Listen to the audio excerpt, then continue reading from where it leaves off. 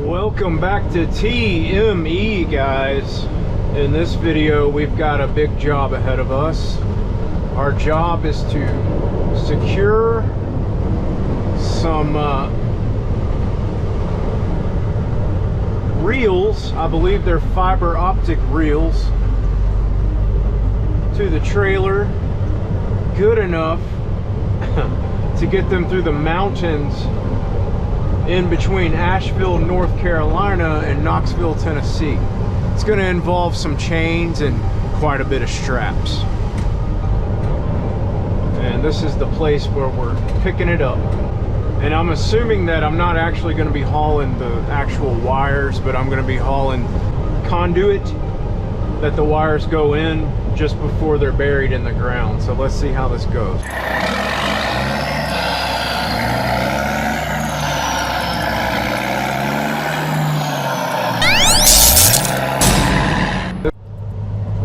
We're in. Gotta go down to the end of this building, make a left turn, and see the forklift guys, give them some paperwork, and then get to work, I guess. Apparently they're carrying some of these reels in dry van trailers, which I've never seen before.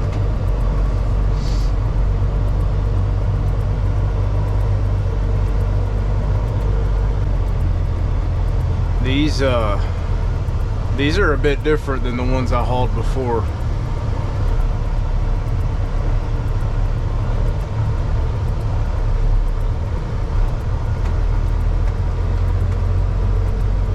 Okay, all right, I'm coming back here to see. No, they're the same.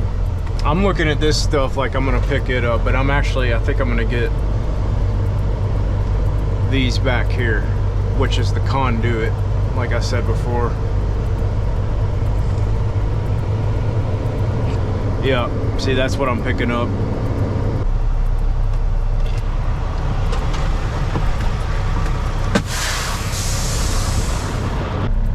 All right, and I'm thinking, see, they got 12. So what I'm gonna have to do is, I've only got 4 chains.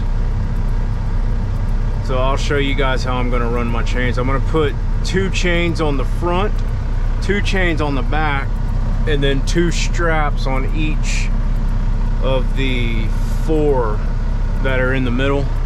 But I can put the chains through the middle of the reel itself, that little hole. But whenever I run the straps, I'm gonna have to crisscross them like this and put them over the bars, the spokes of the reel.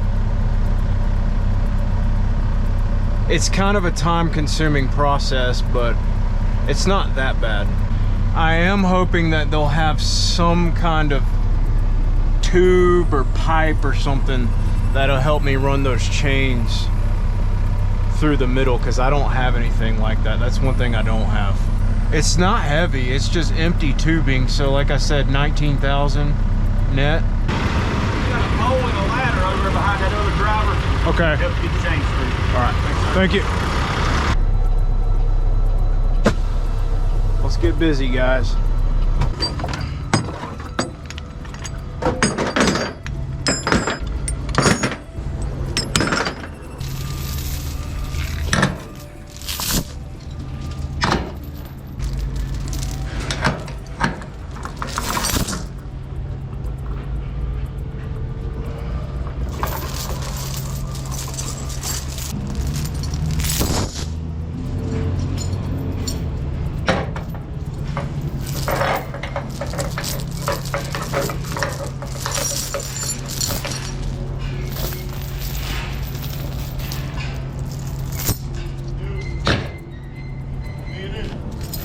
Yep.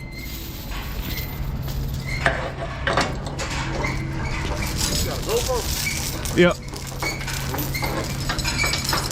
Appreciate it.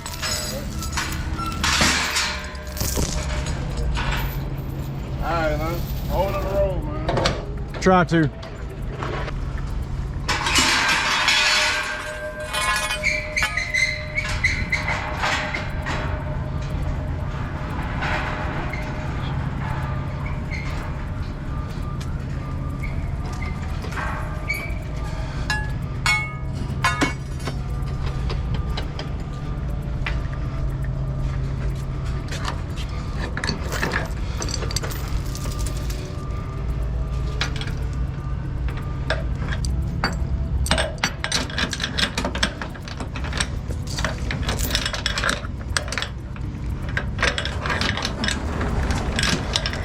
what I want to try to do is run my straps and my chains along the same line as this spoke, if that makes sense.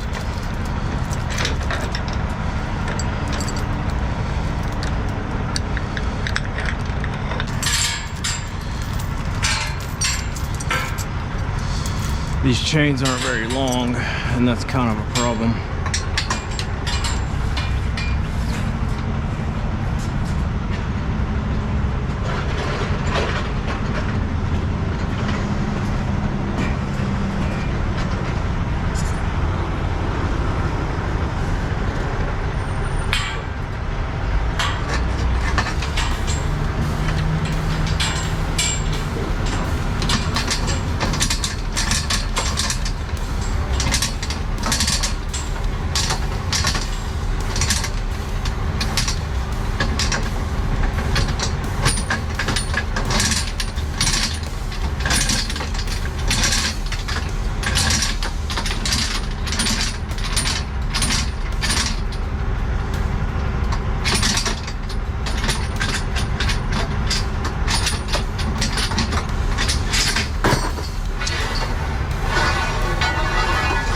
Well, I got it almost all the way over.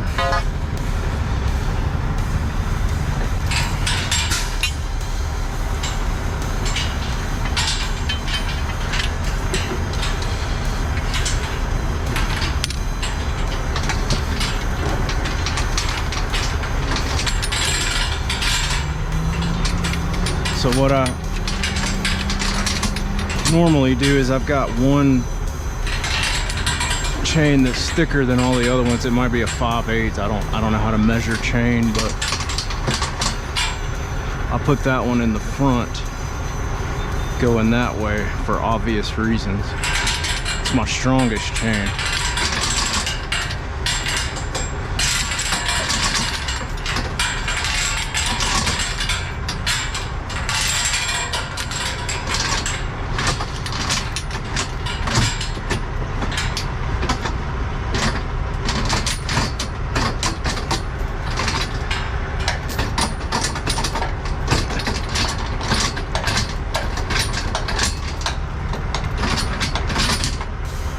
It starts to get stuck on that other end, I just give it a little twist to get it to go the rest of the way through. But it didn't work.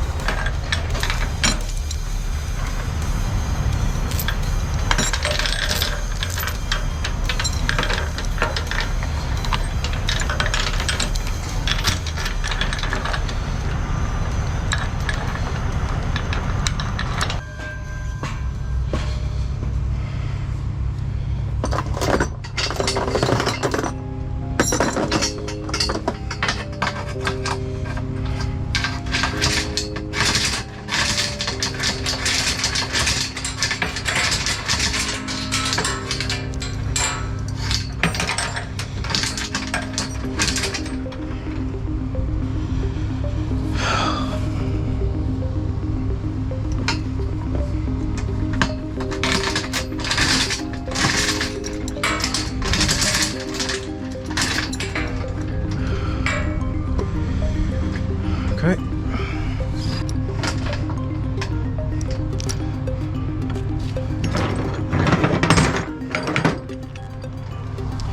So I'm gonna start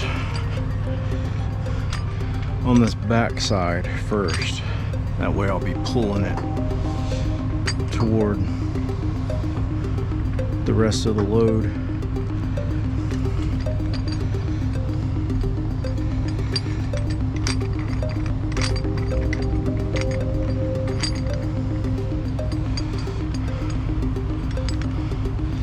Because my chain's not long enough to reach the rub rail on this side, I'm gonna have to do it this way. Like that.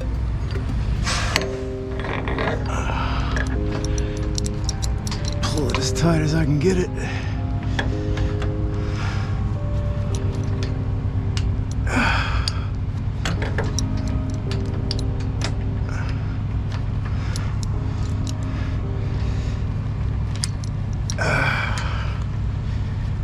Come on. You know you want to go in that one. Come on. There we go. All right.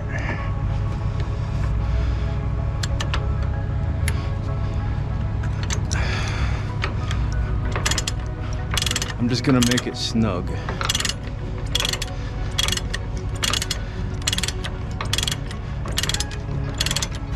For now.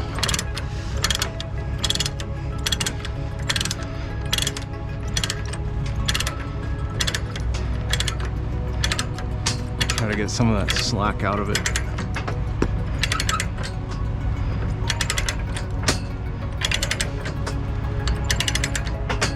Okay.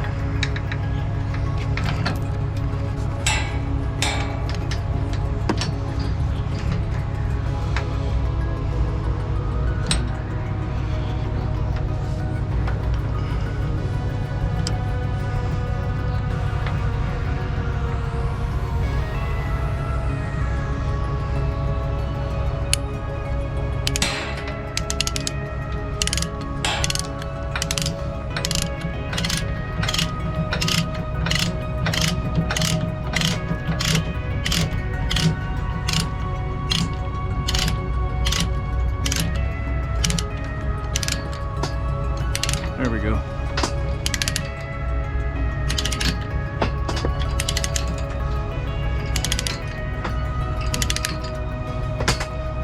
Again, not wanting to put too much tension in it yet.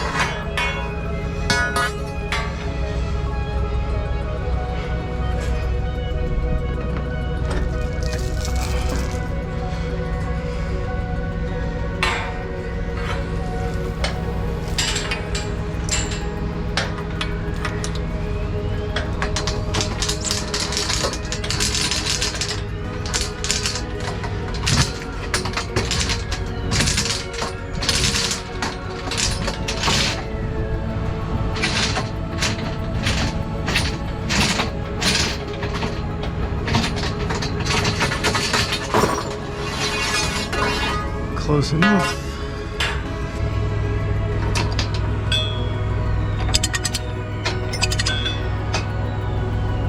You gotta be kidding me. This thing.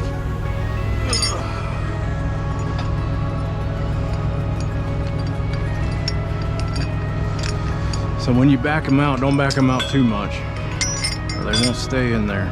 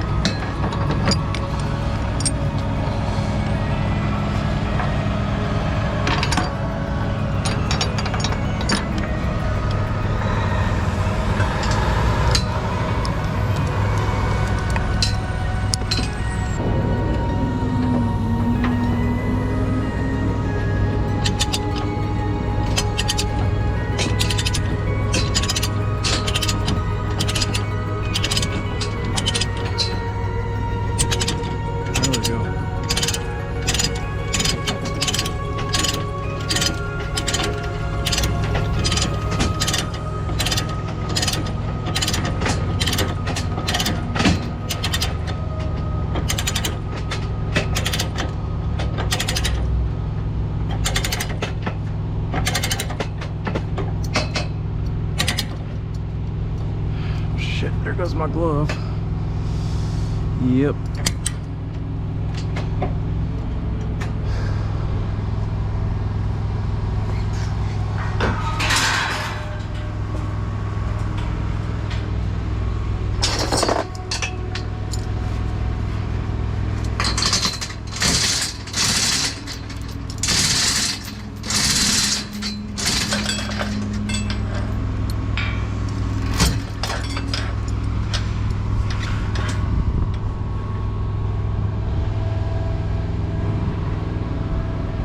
trying to pay attention to my angles that I've got these set at. Make sure they're equal on both sides, you know.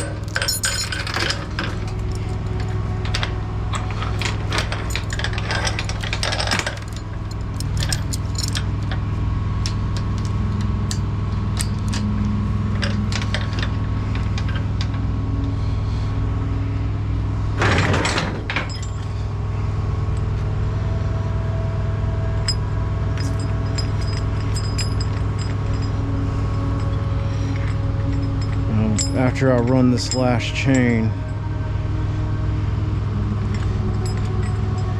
I'm gonna cut the camera off and go charge the battery on it so it doesn't die on me, and I'll start running the straps, but I'll show you that too before I'm done.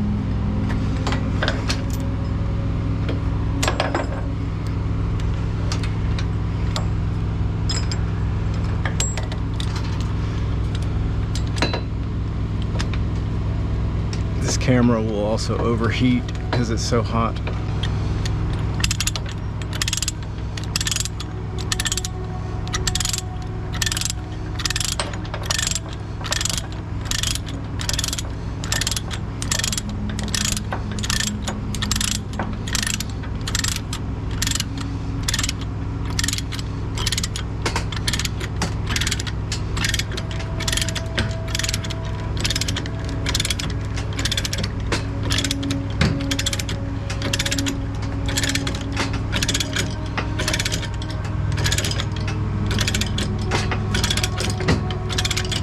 I think this one had more slack in the chain than what I bargained for. I'm getting kind of close to the end of these threads.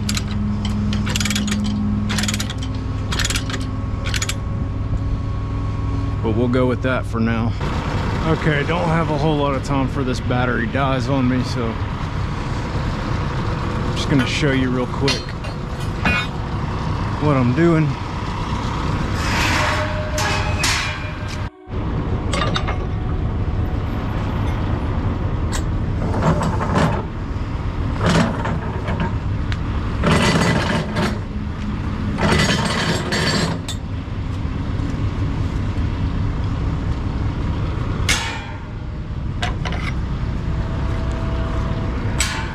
All right.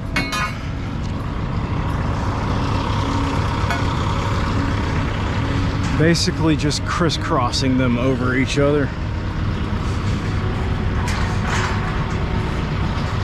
I have a pattern going.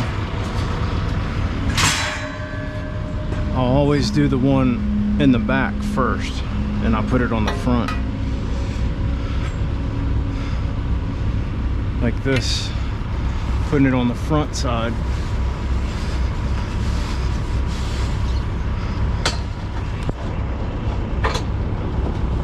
Just running it through.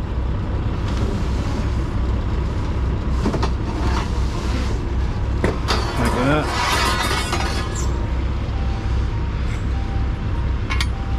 Put the front side on the back.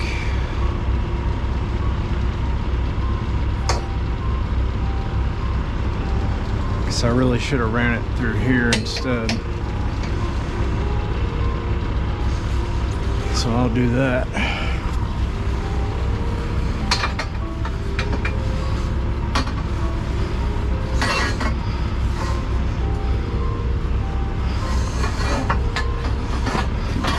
This is the last one too.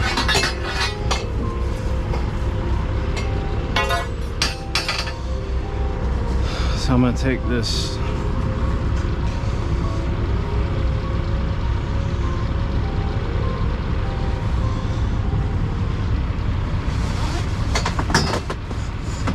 and start over.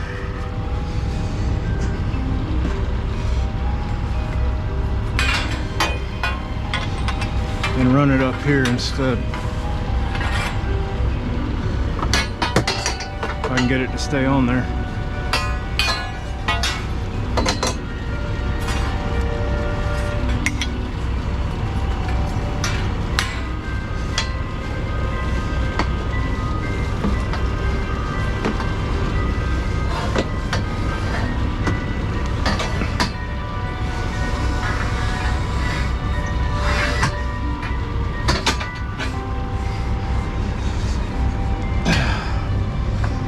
If I can get it to come off. There we go. Alright. All my straps are ran. Now I gotta anchor them. If the camera dies, I'm sorry.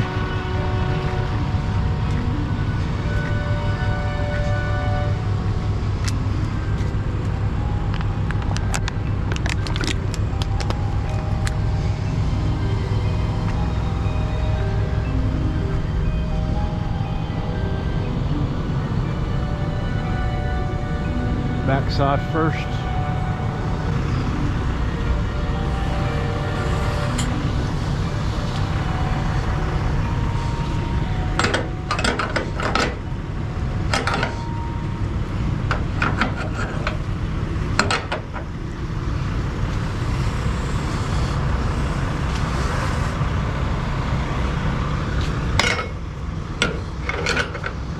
Almost there. Few more minor adjustments and we'll have it ready to tighten down now. But this is one thing I wanted to save to talk about.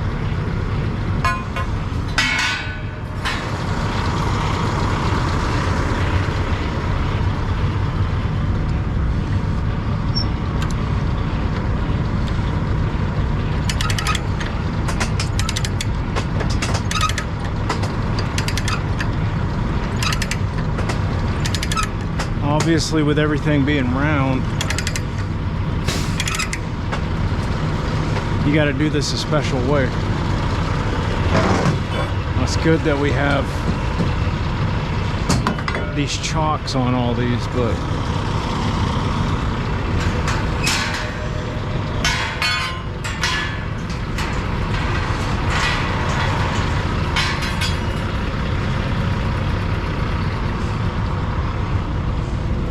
it's actually going to help a lot because everything is mounted at an angle like that. When you go pulling on this, it's going to want to roll one way or the other, but the chocks do help a lot. But if you didn't have chocks, you would have to tighten down whichever side had the most mass on either side of it, I suppose.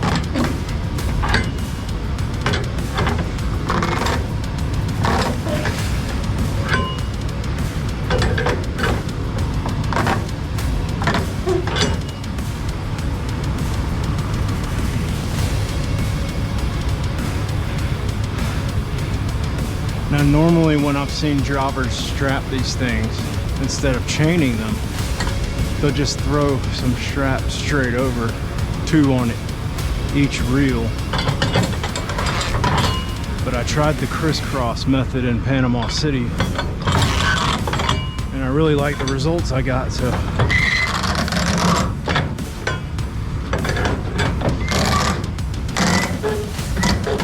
Figured I'd do it again.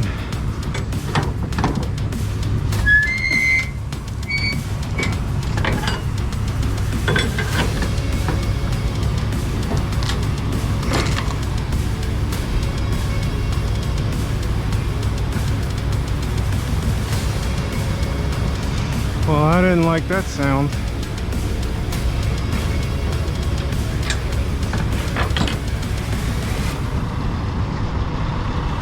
That sounded like a strap ripping.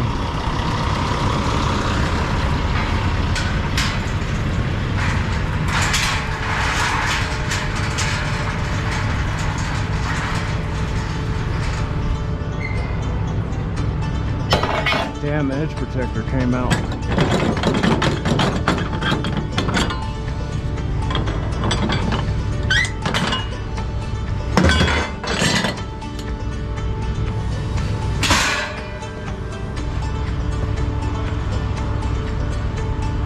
It's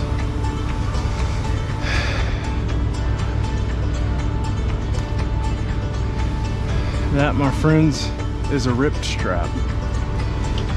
So I'm gonna have to start over again on this one. Good thing I got an extra strap on me. I didn't notice that the edge protector came out on me. Taken care of. Good to go, but you gotta be really careful when you're tightening these straps down on these things.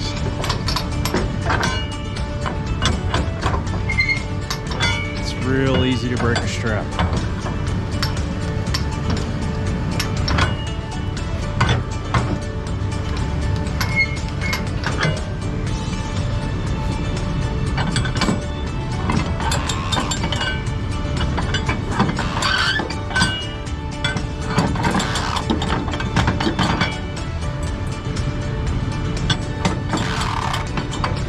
Watching it this time.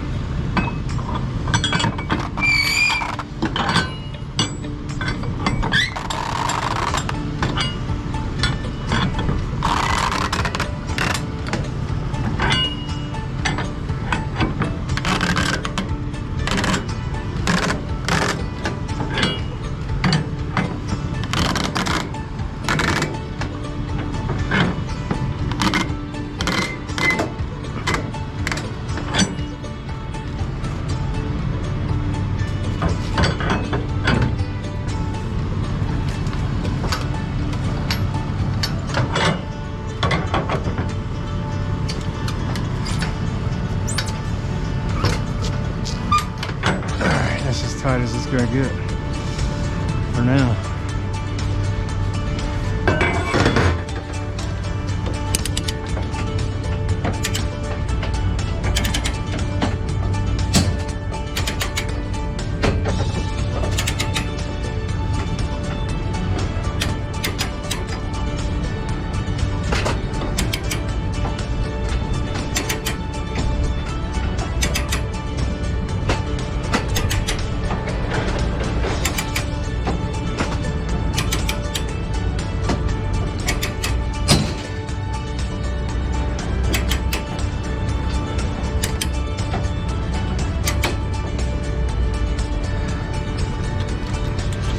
Now this one's loose again, which is not good. I'm gonna have to redo it.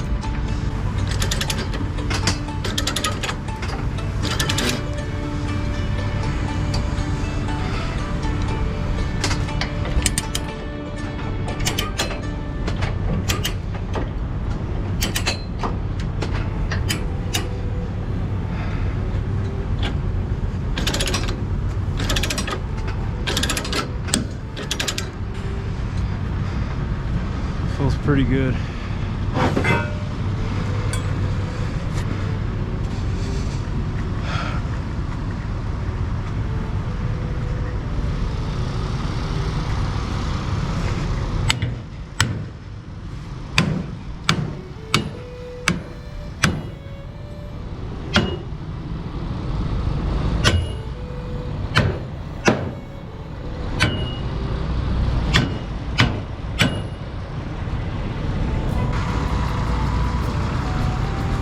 think we're ready to go, people. I'm about to pass out.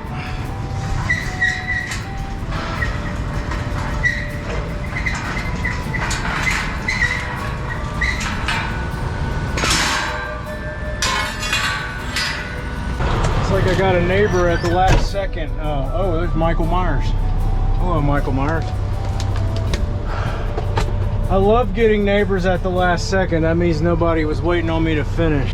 It's that heat, you guys, I'm telling you. It'll slow you down. It slows me down. I feel like I'm gonna pass out. Hang on. Bear with me. Well, guys, so far so good with the load. I managed to find, or rather my boss, the guy who dispatches all these loads, managed to find a place to pick up at with virtually no state highways, no US routes anywhere nearby. This place is kind of out here in the middle of nowhere. So I'm taking all these county roads to get to where I need to be.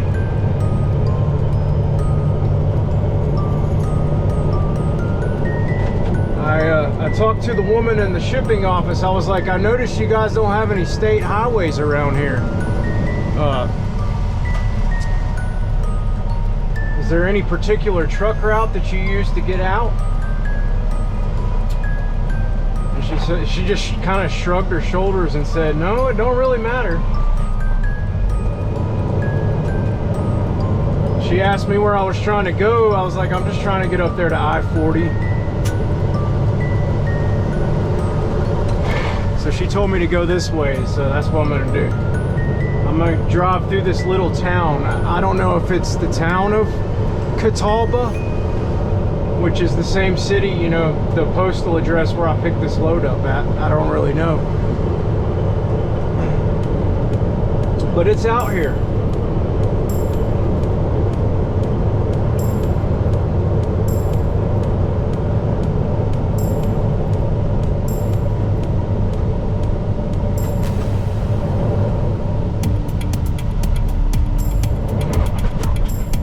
Got these workers on the side of the road here. It's a narrow road, man. We're gonna take a look and see what this town looks like.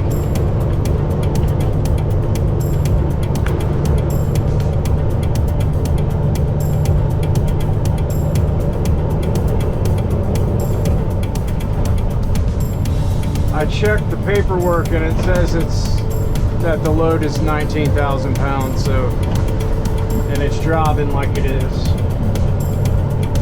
So that's good. But it is extremely bulky. You can really feel all that bulk back there in the turns.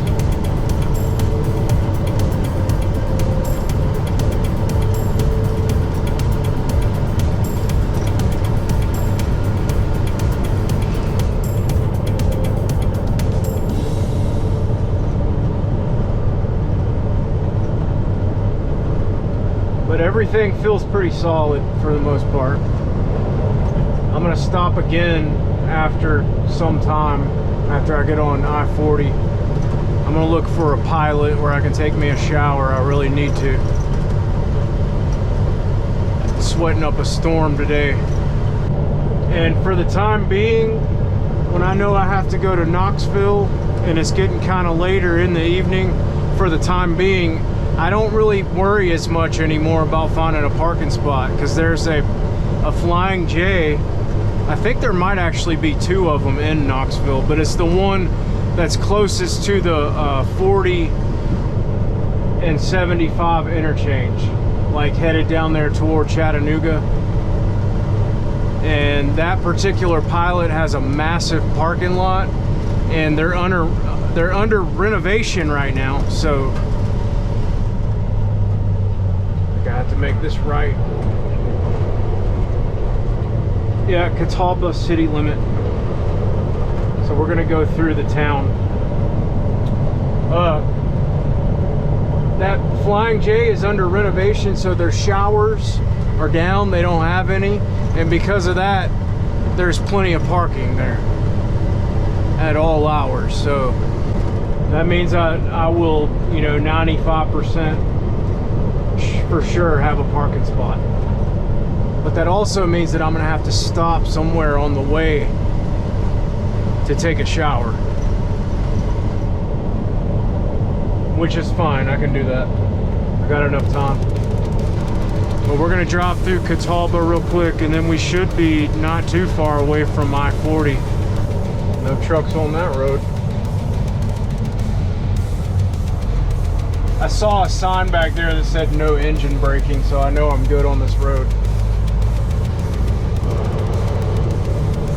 Now it looks like we're gonna be making a right turn up here on Main Street, as far as I know, unless we got another sign telling us not to do that.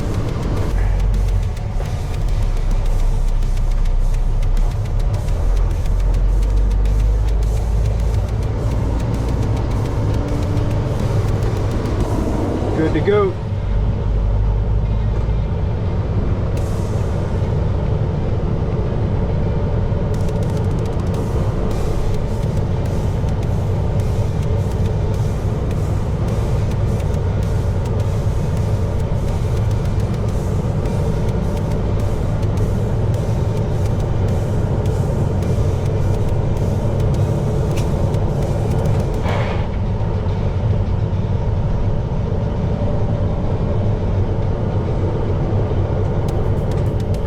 All right, 2.5 miles away from I-40, we're gonna go west.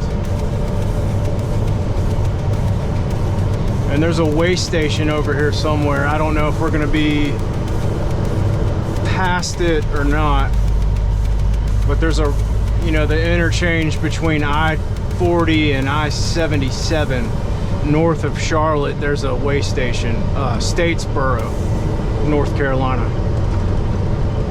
So we might be going through that. I don't really know. Yeah, we can't be more than 10 miles west of that interchange. But there's definitely another one too. I think it's on the other side of I-26. That interchange. There's two of them up here. So if we don't go through the one on Statesboro side, we'll be going through the one on the other side of Asheville for sure.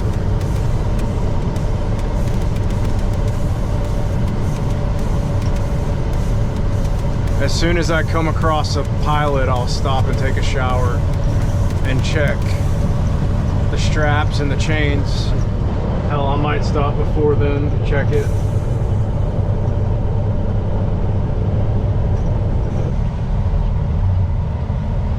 I'll stop right here and look at it before I even get on the interstate.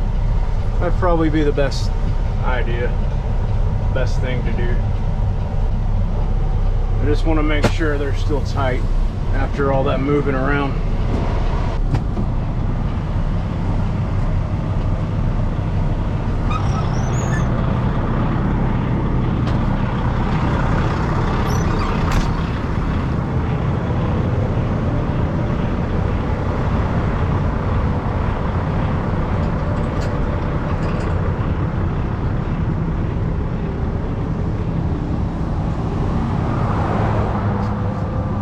Straps are definitely tight, but those front chains could use some tightening up.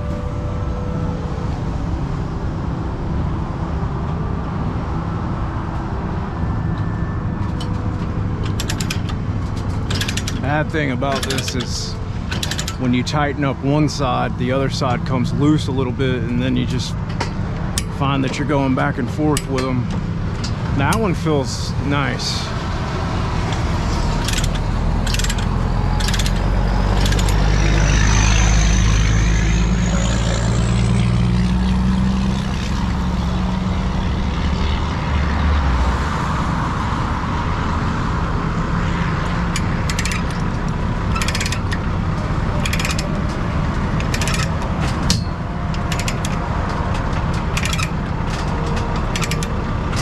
They're kind of overlapping each other.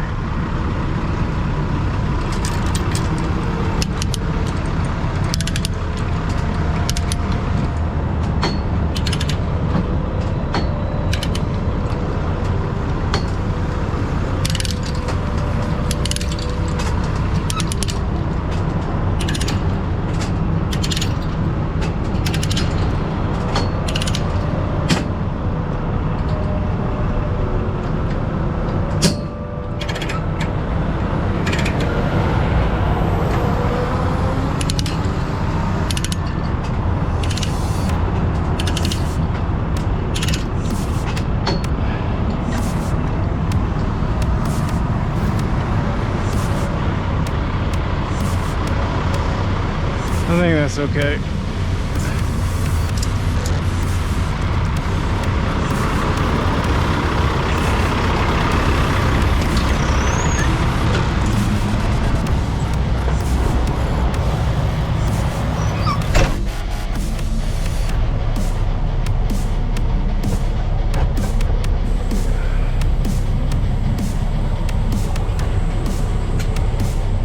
Man, I got so overheated just now.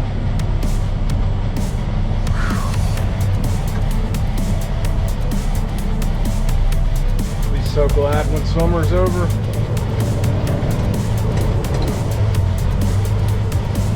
Am I allowed to say that?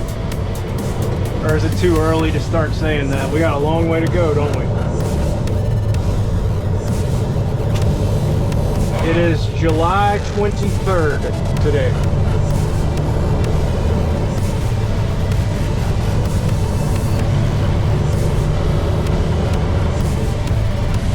Anyway, guys, we made it to the interstate. I'm gonna keep driving until I come up on a truck stop where I can take a shower, and then we'll go from there.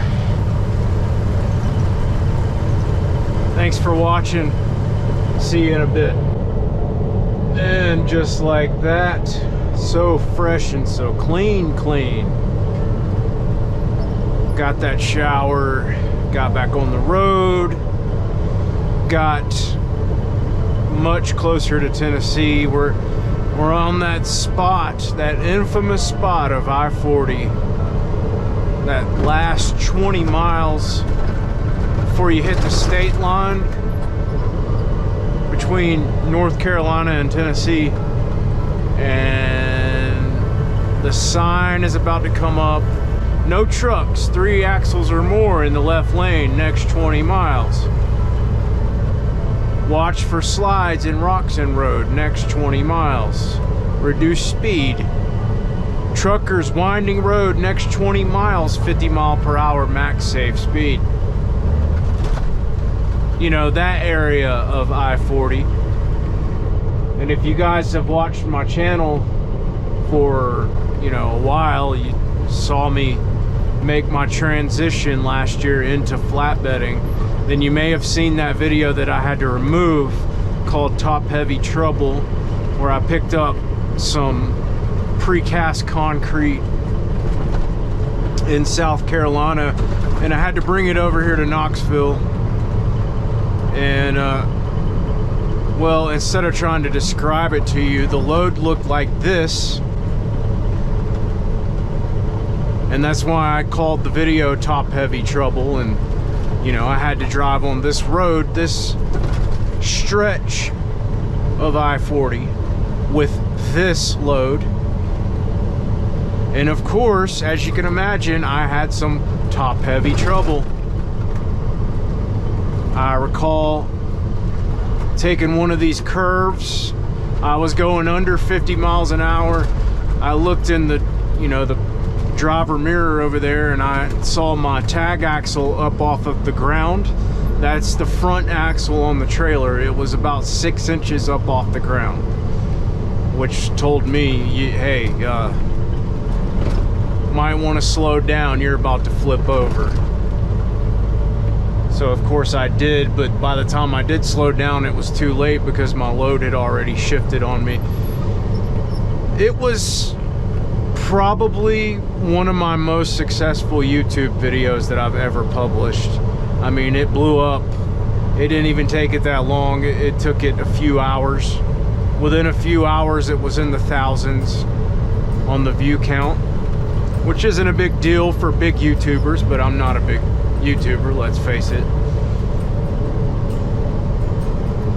But unfortunately, I had to take the video down, and the reason why is because people started leaving comments, threatening comments toward me, telling me, you know, in other words, more or less, this is evidence that we're gonna take and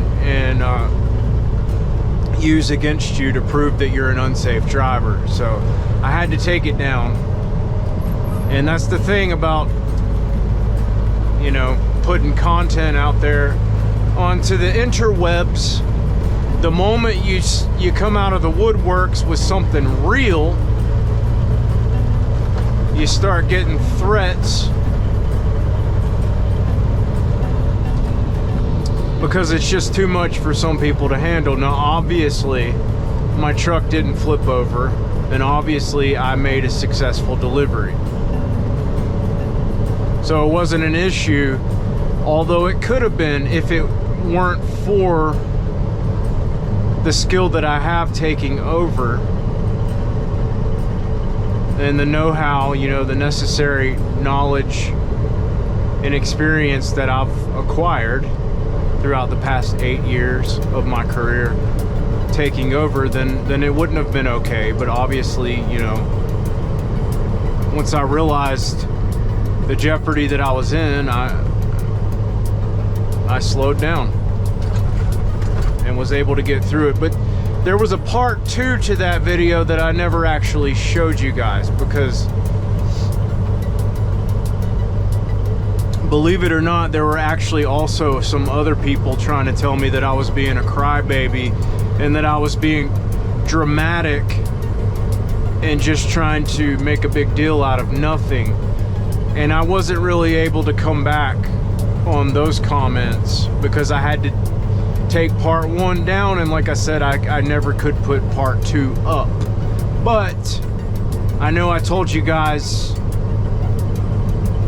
in the next video from the one that I took down that you guys would never see the rest of that, or what happened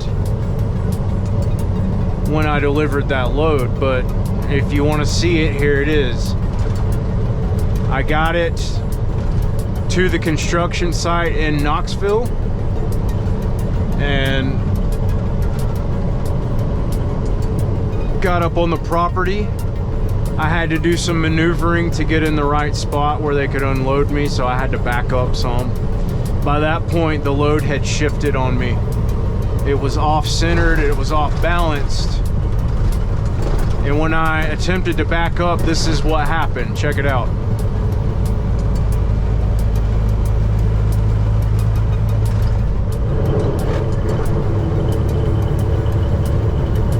So as you can imagine, I was sweating bullets by that point, because yeah, that was definitely sketchy. And like I said, it was a good video. I think part 1 and 2 were both good videos, but I had to take them down, and I think they really could have made a good impact on my channel and been some pretty big videos before it was over with. But unfortunately, I had to take the video down after, you know, the first day, in which at that point it had thousands of views on it. But I had to take it down because, like I said, once you start showing real stuff, it's too much for some people to handle. And what do I mean by real stuff? Well, you just have to go back into the history of my last year as a truck driver to understand what I'm saying. But basically, I was between a rock and a hard place at that point, working for the same company back then that I am now. I had only been hauling flatbed for 2 months, had little to no experience doing it. That was the first time I ever picked anything like that up, and it was a big deal. I have not hauled anything quite as intense as that since then. And I did tell my boss, like, I will never haul anything like this again.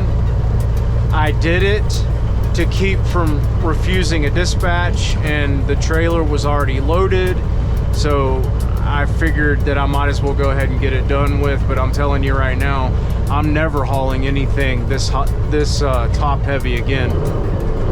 And it's not even like the load paid very well. It didn't. It definitely wasn't worth the risk that I took to haul it. I know that. Seems like yesterday. I can't believe it's been, how many months ago was that? That was about 9 months ago, I think, when I hauled that. Quite a while. But as far as roads go, this section, this stretch of I-40, it's one of the more intense interstates on the eastern half of the continent, I would think. There's obviously more intense roads, but they're not interstates like this is.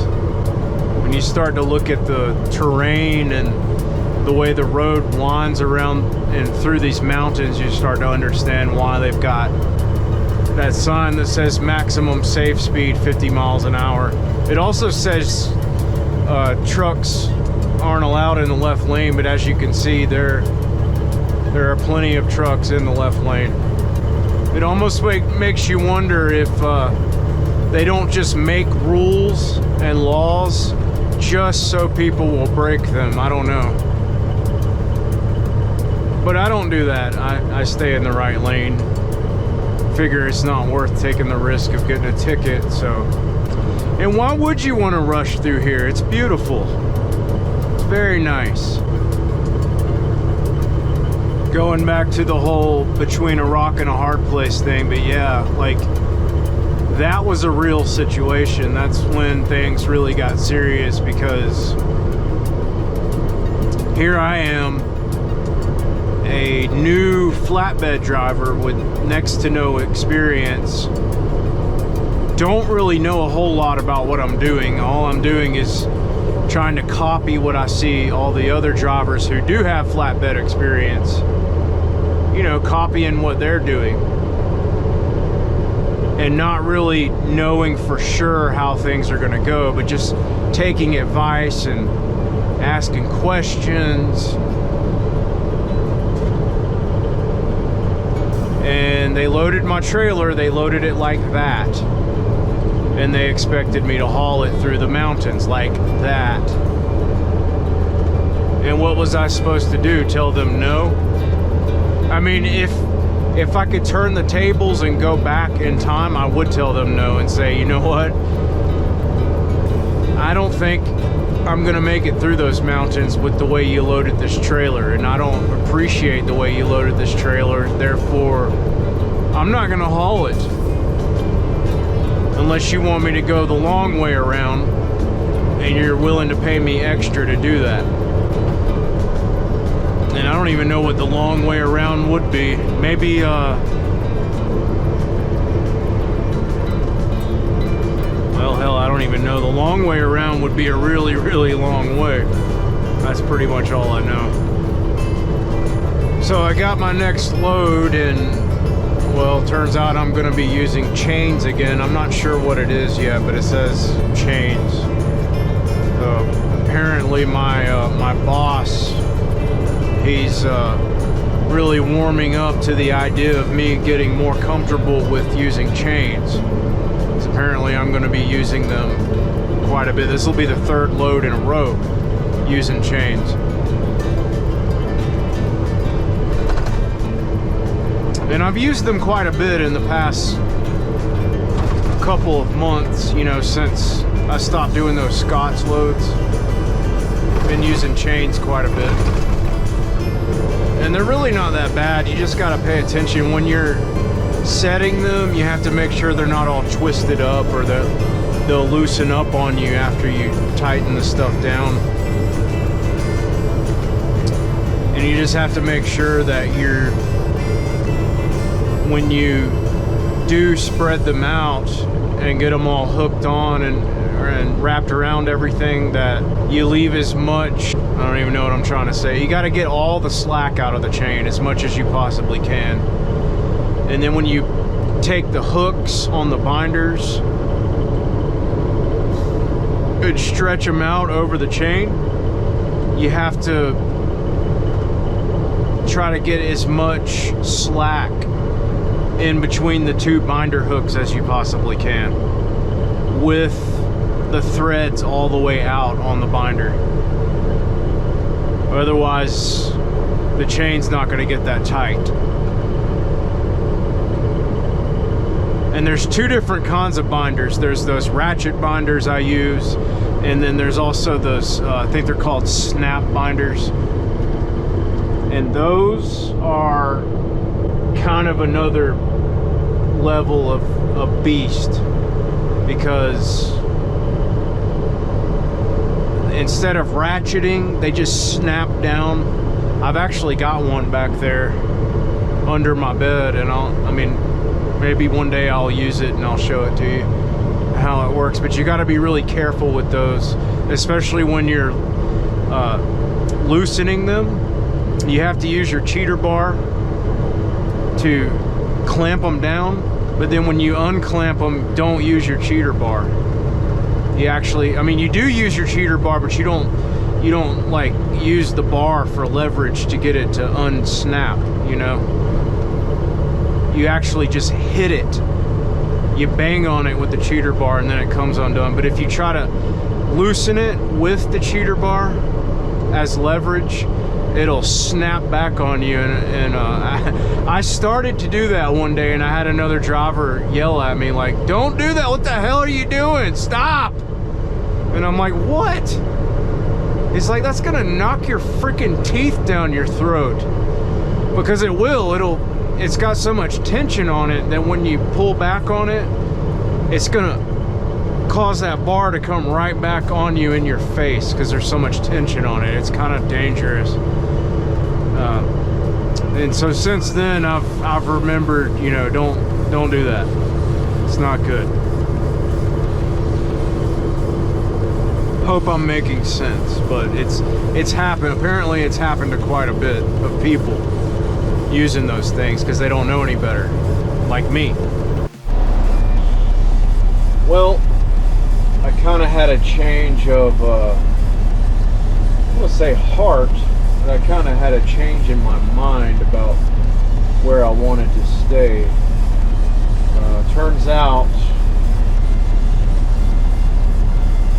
that to go all the way to that Flying J would mean that I would need to backtrack just a little bit further than I'm already going to have to backtrack now. So the place I'm delivering at in the morning is 20 miles east of here, so I really should have stopped. I think I went a little bit too far. I should have stopped on the other side of Knoxville, but there aren't as many truck stops on the east side of Knoxville. Now, I've been here for almost 11 months now. So I've been doing flatbed for almost 11 months. I made it, you guys. What can I say? I faced that giant of complication and difficulty, and I feel like I've conquered it to a certain degree. I still wouldn't want to haul that top heavy stuff like I was talking about earlier, but you know, I think for somebody that knew absolutely nothing coming into a company like this that has very limited resources, old equipment, that kind of thing, no training at all, hardly, I think I did pretty good considering those circumstances. I kind of had to make it work under many circumstances. So I don't know, I'm just kind of out here. I'm waiting for the next thing to happen. And you guys should know what that next big thing is all about, what it's going to be. But I don't plan on staying with this company. I don't. Got no reason to. I know I can make more money. I know I can make more money and do less work than this, and possibly even get to go home every day. As long as I'll find the right company that'll hire me after my screw up. So yeah, I'll leave you guys with that. I thank you for watching. If you watched the last video that I published, which I filmed right before I filmed this one, thank you. Leave a like, subscribe even if you feel so inclined to do that. And I'll see you guys later again. For those of you that may or may not be waiting on my new channel that I have talked about many times in the past. I'll let you know when it's ready. As I said before, there are many factors that are slowing me down with that. One of the biggest factors is that I'm out here working so much, and I'm struggling to find the time to continue to put all that stuff together that I want to do. But I'm not giving up on it at all. By no means am I giving up on it. So I still will let you know whenever it's ready if you're interested in checking it out. But until then, I'll see you guys later. Take it easy. Have a good one. See you next time.